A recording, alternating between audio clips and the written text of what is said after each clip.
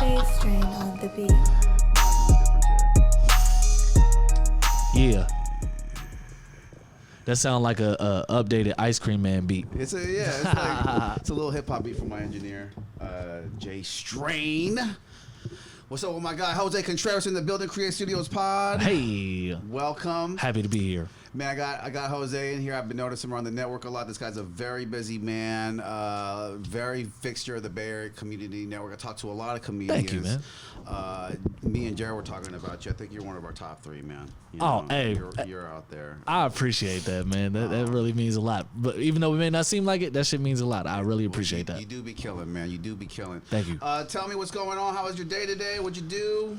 Oh man, today is an off day. That's not really an off day per the usual of my regular job. That is, got my little haircut. You feel me? Cooked my breakfast, ate some lunch, and came here getting ready to go to the gym after this. I noticed you go to the gym a lot. Working out super important, don't you say? With like the whole comedy and entrepreneurial aspect of life living. In all honesty, for me, the discipline of fitness, which is both in the gym and in the kitchen, very much so in the kitchen in order to get good results, it keeps me going, especially because comedy and entertainment in general, there's so much that is in your control, but a good portion of it is not in your control, and it's very frustrating. So with the discipline of maintaining my body at a certain way or building on my body, at least it's something that is within my control, because it's in my control what I put in my body in terms of nutrition, right? It's in my control getting the proper rest. It's in my control going to the gym,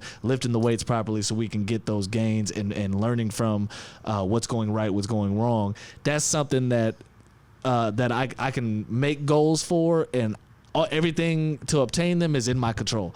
With entertainment, you can say I'm gonna be the next Eddie Murphy, and a lot of that shit ain't in your control.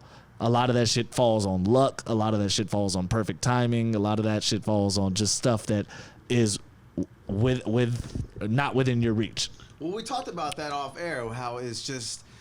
We kind of noticed the politics that go around with the BACN network. I would say, like, I see people that I feel like are funny, and they never get booked. And then there's, like, this whole kind of, I don't know, like, fraternity thing going on where it's like, you know, we're going to book you because I feel like you can get me a show because you're a producer or something like that. Or I don't know if you want to speak to that. It's definitely, just in general, it's not just Bay Area, it's all comedy scenes. It's I don't want to say nepotism, but that might be the closest word I could think of right now. Where it is who you know.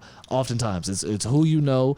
Do the people that have the opportunities with shows, do they like you? Do they know you? If yes, then you're likely going to get booked more. If they don't, then if they don't know you or if they don't like you, likely not going to get booked unless you're creating your own opportunities, which is easier said than done, but it's possible. It's possible. Yes. It's possible. I notice when I see at open mics, you're always a comic that has new material. Sometimes I comment negatively about how certain comics have been having the same 5 minutes, man, this whole year that I've been doing comedy. Yeah. Something I respect about you, along with other comics that either riff or come up with new material all the time.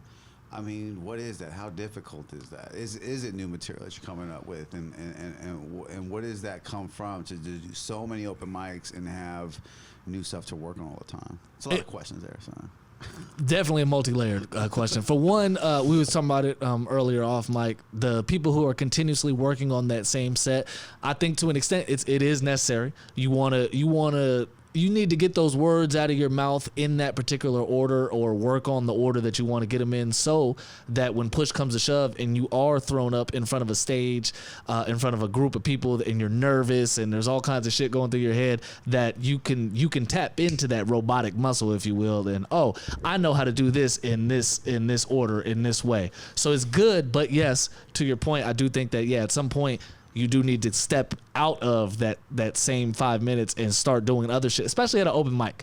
But it really all depends on your comfort level. It's going to take time for you to feel comfortable enough to try new shit. Like, one thing that I often talk to people about is trying new shit on a show. Not only a show, but a good show. Let's say it's a show with at least 100 people in that motherfucker. Trying some new material in front of an audience like that, it takes time to develop that comfort level to be confident enough to give it a shot. Because for a lot of people, in your first few months, you ain't about to do no new shit. or no, excuse me, in your first year, 2 year or so, because first few months everything's new. But once you kind of develop a little cadence, you're gonna be nervous to break that cadence because you know what works and you don't know if this other shit works, and you don't want to lose future opportunities by making a fool of yourself, right? So it definitely takes time. And in terms of me coming up with new material at open mics, for one, I put the pressure of myself on the competitiveness of me. When I'm in a room full of comics, I want y'all to know that Jose is really like that with the pen, right? So I put the pressure on, like, no, fuck that. I need something new, and I need everybody in here to know that I'm coming with shit. I got minutes of shit. I got minutes of shit, and I come up with it. My process is just living life. Stuff comes up through my mind throughout the day. I could think of something funny in the gym. I could think of something after smoking a little weed, after drinking some coffee, and whatever comes to mind, I write. I want to write it down so I don't forget it. Because every time I try to say, oh, I'll remember it later, never fucking remember it. Never happens. Yeah, it just fleets your mind. You're like, no, I got that. I'm gonna come back to that 8 hours from now. Especially no. at night before you go to bed. Yes. You gonna go to sleep and think of some completely different shit, and then you wake up like, damn, I just had a golden bit. Like, what is up with that? When you go and like, damn, should I get up? Because if I get up and write down this bit, I don't think I'm gonna go back to falling asleep. Yep. That's exactly what it be. You be trying to fight. It's time management. Is what it is. Yeah, I like say stuff out loud just to hopefully that I'll remember it. The more it's like, what is that? If I don't feel like writing it down, I'll record it on my phone. My problem is I don't go back and listen to those recordings. There's so many recordings in my phone I haven't listened to that I'm like, I should probably go through that and see what I could do with that. Yeah. There's like, I forget, there's countless movie producers that do that they keep a notebook by their nightstand because they say all their ideas hit it right before they go to sleep. And I like writing it out pen and paper more than I do on the phone. On the phone, it just feels like I don't know why I'm like that. I'm a little old school with that approach. Because when if I write it in the phone, if I record it in the phone, for whatever reason, I'm not going back. I don't know why. I wanted to talk about when you go to open mics.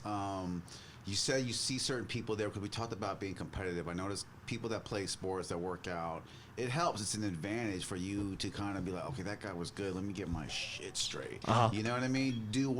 If you could be honest, you are honest. When you're at open mics, do you see the landscape and like, oh, these guys are kind of good, and so you're saying that changes your set?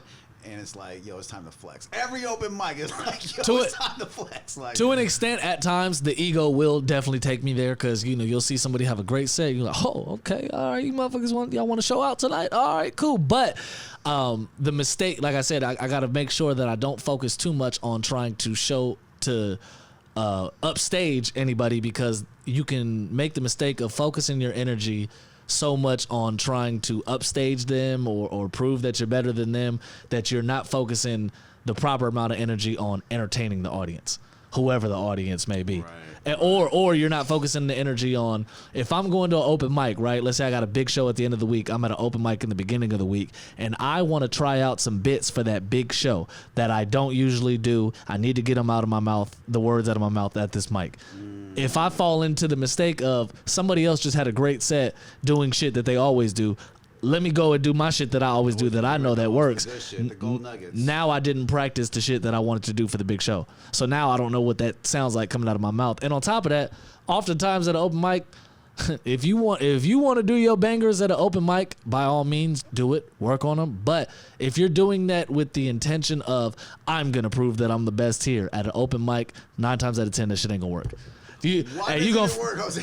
Because like, there's so many variables as to why it may not work. For one, if it's an open mic full of your peers and it's just comedians, they don't give a fuck about your bangers. It doesn't. All right, cool, dude. I'm waiting on my turn to get up on stage. They're not listening to you. Or if there's 3 people in the audience, it's not enough people for a domino effect of laughter to happen. Which this is the comedian laugh that I see at open mics.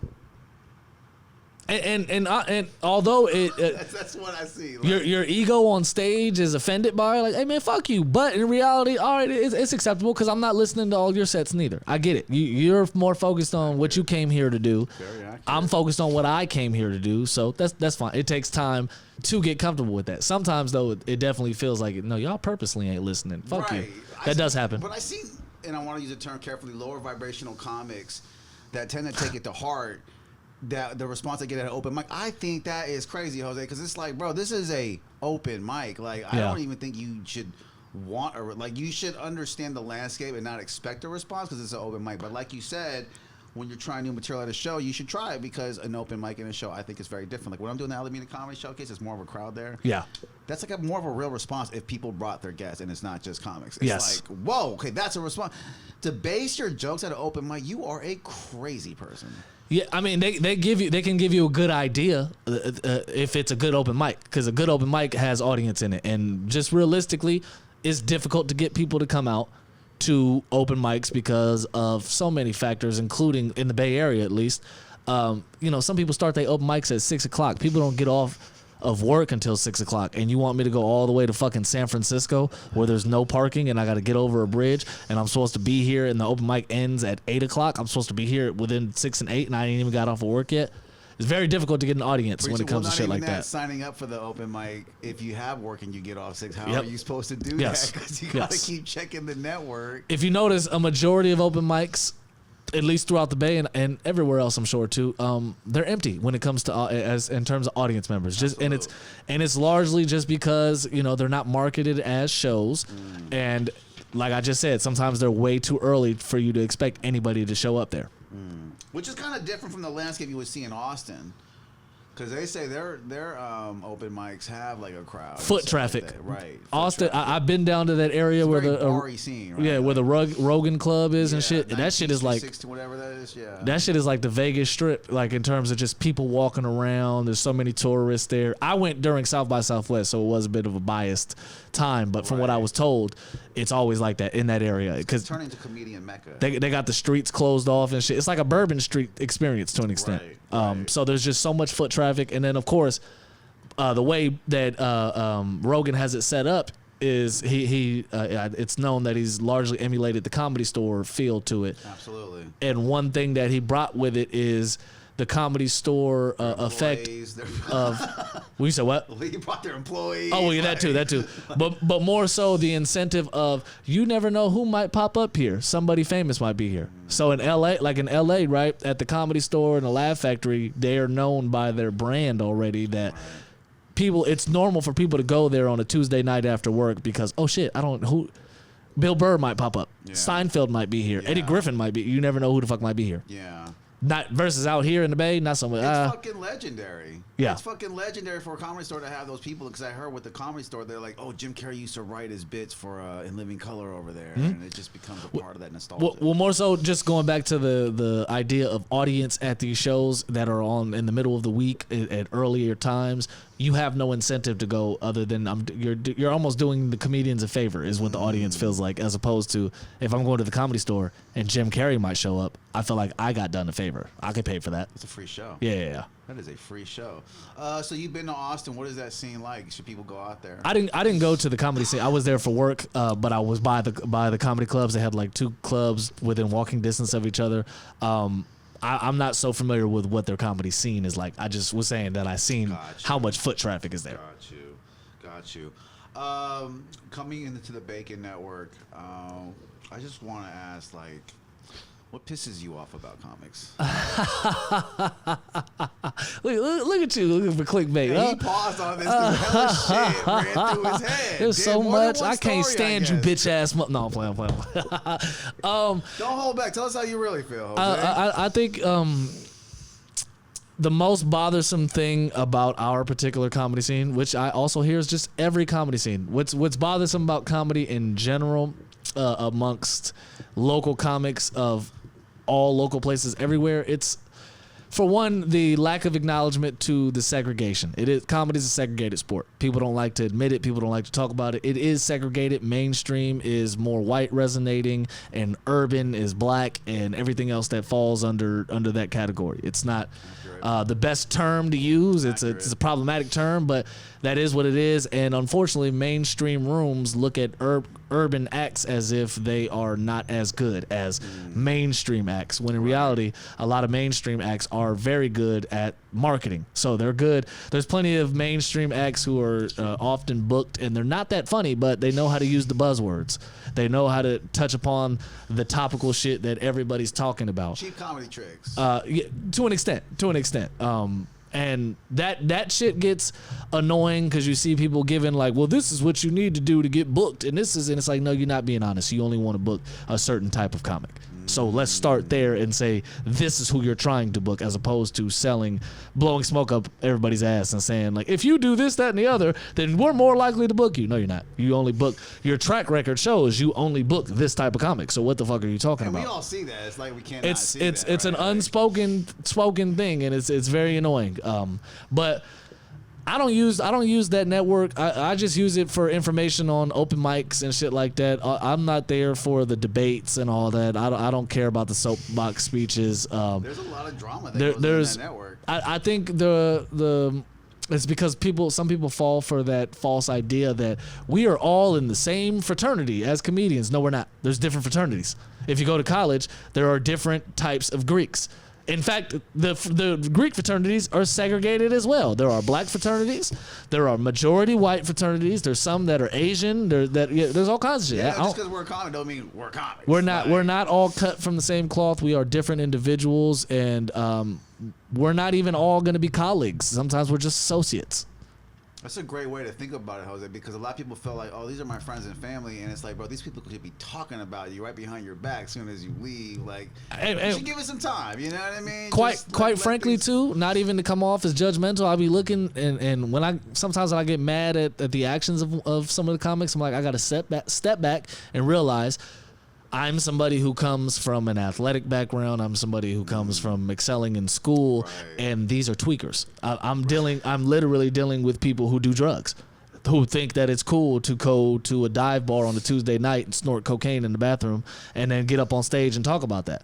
I'm not. That's their life. Name any names, but could you name any names? No, I'm just saying that's what they do. I don't know. I'm just saying in general. This is the type of shit they do because a lot of them do be tweakers. They're alcoholics. It be weirdos. It would just be some people who are ultra depressed and we're not. I'm not like that. So sometimes I got to be like, oh, okay, I'm better off keeping it to myself for the most part, and I'll chill with some like-minded people. I like the fact that there's all that diversity in the comic world, but you're right, because I don't gravitate toward every comic, and you kind of go into the network with these open mics, like, you kind of gravitate towards certain people, right? And it's just like... it's natural. Which is a great thing in itself, too, that you have comics that you can relate to, and ones that you don't. When you have a job, it's going to be people in your department that you're cool with, some that you're not, and then it's going to be people from other fucking departments. You're in customer support, but the legal team, one of them dudes over there is your man, but the person in your customer support team, you not fuck with them because they act like a little bitch. It happens. That's every job. It's politics. Mm-hmm.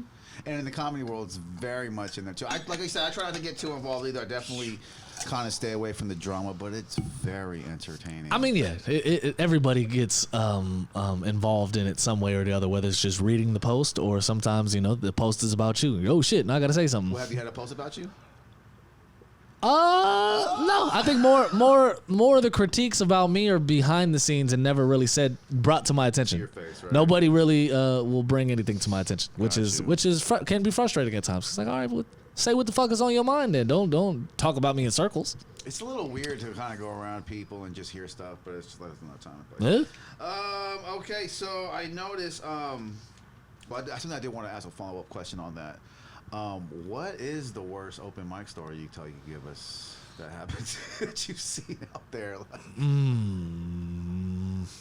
That I experienced personally?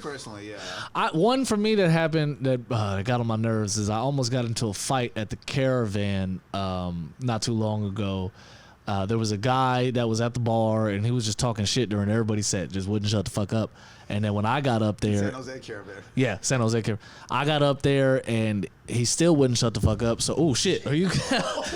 See, it's tweakers in the comedy game. And no, I'm playing. You good? Yo, you blew me away with that, bro. Fuck it, but yeah. Oh man, Jose. This was like a couple months ago, and he was heckling kind of, but he wasn't even directly heckling. He was just talking shit at the bar. Like this was shortly after the Cat Williams shit dropped, and he was like, y'all the comedians Cat Williams was talking about, just talking shit. And I got up there and I started talking shit back. We had an exchange, went back and forth. I used the word bitch in a description of him. I didn't directly call him a bitch. I said he was acting bitch made, and which he was. and he got offended because what I got from him is he was used to comedians being a bunch of nerdy individuals that you could just they're self-depreciating individuals who you can just be aggressive with them and they'll back down. Not necessarily. I'm not the toughest motherfucker in the world, but that doesn't work for me. It doesn't. So we went back and forth, and I was running low on sleep and all kinds of shit. So I'm frustrated at this point. So when he got a little attitude, I got an attitude back, and now we damn near ended the whole open mic because a big commotion. So you got physical. It almost got physical. You got each other's face. Yeah, but almost. We got separated. So you were on stage. He was on. I was on stage. And he came up to you. And he got mad. He said something like, "I'll beat your ass," and I said, "You're gonna have to show me that." And so then from there, we end up. Jose with the back talk though. Because like I said, I'm not the toughest individual in the world. Who knows who would have been? Every day? That doesn't mean nothing. It doesn't. Going to the gym don't mean you can fight. No. Okay. Well, but it was just more so he was disrespectful first. He didn't like that I returned the disrespect. Afterwards, he tried to. We talked about it outside, and he still didn't fucking get it because he was just, well, as a comedian, I feel like you should be able to handle that better. And it's like, and he was like, I'm a performer too. I do music, and I'm like, so what the fuck are you talking about? If I interrupted your dumb ass during your set, why do I feel like I know what he's talking why about? wouldn't you? Why would you feel like that? You know what I mean, but that was a recent experience I was like, damn. A couple months ago. Yeah. I was like, I could have. Oh wow. So I could have won in that situation if I kept it strictly comedy, because I was making people laugh with my comebacks on them, but it got a little far. Once he got into the "I'll beat your ass" bag, it was like, I'm a grown ass man. You're not about to talk to me like that. That's not really comedic anymore. Yeah. I mean, I don't agree with that. I feel like just because you do comedy, I don't think everything's on limits. Talking about. Even with him, I was talking about you. Watch out. We're talking about kids and family and wives, and I could get other people's at least talking about your own, sure, but other people's, you for sure. Other people's could get a little hairy. Yeah, it's just like, you got to realize that all of us have hands, and they all work to some degree. So you better do with that what you will. If you watch UFC, there's some straight dorks fighting on there. Like, how could you know who can fight nowadays? It's like a trip, bro. Well, and that's why I prefaced with saying I'm not the toughest guy, because who knows who would have won. I like boxing. All you motherfuckers like to wrestle nowadays and do UFC. So I don't know if I get kicked, I'm bowing out. I don't want to deal with that. I saw that you're a WWE fan. Old school WWF. WWE, not so much. A little bit. Belt on your page. Can you go to his Instagram? Yeah. I purchased an old school WWF heavyweight championship. Yeah, Instagram right there. Off of eBay, so it's likely fake, but it's way cheaper than the shit that they were selling. But I did it. I used it for a photo shoot, and I love old school wrestling, man. I like to channel that energy because it helps me.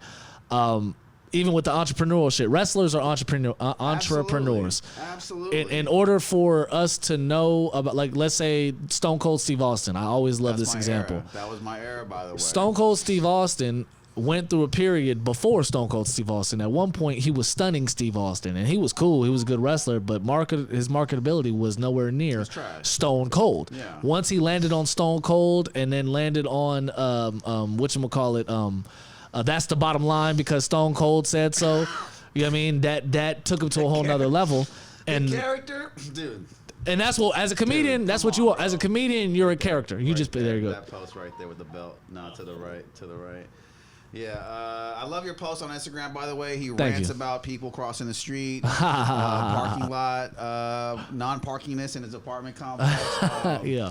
I like Jose's rants. You got great rants, man. You're doing the movie reviews. I like that, but you got to bring it to the open mic and challenge people, man. That was just a level of entertainment we've not seen at the open mic. For sure. I am so sorry to cut this so short, man, because normally we go longer, but the battery about to die. Yeah, it's all good. So anyway, thank you for coming on.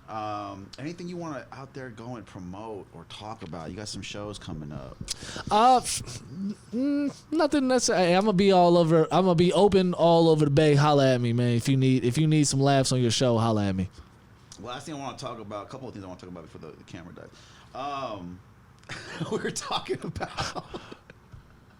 You had a recent experience with the Walmart self-checkout over there in San Leandro right down the street. No, not San Leandro. Not San Ramon. San Ramon. San Ramon. San Ramon. Yeah. And I know they stepped up their whole self-checkout game. Man, so Walmart, at least in affluent areas, they got instant replay on the self-checkout now. So if the self-checkout feels like you didn't scan all your items, the self-checkout machine will stop allowing you to scan. It'll make an employee come and unlock it. And when the employee comes, they watch the instant replay with you right there. The instant replay plays. They're looking at what went wrong, and you see yourself putting shit in the bag or not scanning shit. Was you trying to get over? Hey man, shit is expensive out here. I got away with it. I didn't steal nothing. I didn't end up stealing nothing, but I made an audible. I've done scan something I didn't put in the bag. Like, everybody steals except shit is too expensive. You ain't done it. Especially in the Bay Area. But now I'm just letting y'all know it's instant replay, and they make the referee come and review the tape with you. That shit is crazy. I was like, well, thankfully I made an audible at the line of scrimmage, so I didn't get caught up. But I was like, oh shit. I hope they don't put that shit on social media, because that would make Walmart's account go viral. If Walmart just I'm sure Target is about to start doing it too, and I seen that some Safeways are getting rid of self-checkout actually. So well, they got you gated like a horse. It's fucked up all these because you feel like Target just announced they're lowering the prices of 5,000 items in order to bring back customers who left due to inflation. So the fact that they can afford to lower 5,000 items now means they could have been fucking lowered the price of at least a couple thousand of them motherfuckers. And now they're saying, no, fuck all that. We're going to lower the price, but you can't steal no more. And it's like, all right, bro, y'all. The price still ain't going to be low enough for me not to steal. Safeway, you cold as fuck. Hey, Jose, I appreciate you so much. I wish you could come back, bro. Oh, yeah, for sure. You got to come back, bro. But shout out my guy, Jose, one of the funniest comedians I know in the BACN network. He's on a tear.